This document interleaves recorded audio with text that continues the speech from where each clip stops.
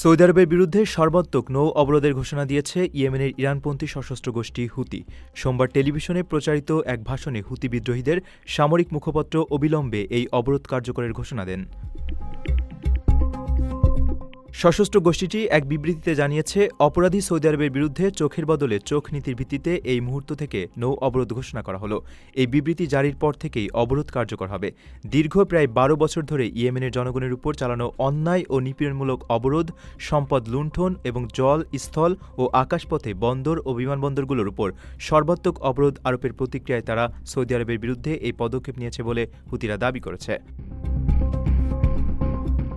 এর আগে হুতিদের নিয়ন্ত্রিত সানা আন্তর্জাতিক বিমানবন্দরে সৌদি আরব হামলা চালিয়েছে। এমন অভিযোগ এনে গত সপ্তাহে হুতিরা সৌদি আরবে ক্ষেপণাস্ত্র নিক্ষেপ করে। এর মাধ্যমে দীর্ঘ ৪ বছর ধরে চলা অনানুষ্ঠানিক যুদ্ধবিরতির অবসান ঘটে। ২০২২ সালের মার্চে সৌদি আরবের জ্বালানি অবকাঠামোতে হুতিদের হামলার পর একটি অনানুষ্ঠানিক যুদ্ধবিরতি কার্যকর হয়েছিল। এরপর থেকে সৌদি আরবের বিরুদ্ধে এটি হুতিদের প্রথম হামলার ঘটনা। নিজের একটি স্বপ্নের ফ্ল্যাট এখন আর স্বপ্ন নয়। প্রবাসীর সিটিতে শুরু হয়েছে ৬ বছর মেয়াদী সহজ কিস্তিতে ফ্ল্যাট কেনার দারুণ সুযোগ।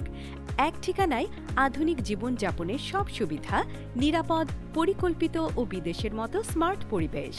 আজই বুকিং করুন আপনার পছন্দের ফ্ল্যাট আর গড়ে তুলুন নিজের স্থায়ী ঠিকানা। বিস্তারিত জানতে কল করুন স্ক্রিনে দেয়া নাম্বারে।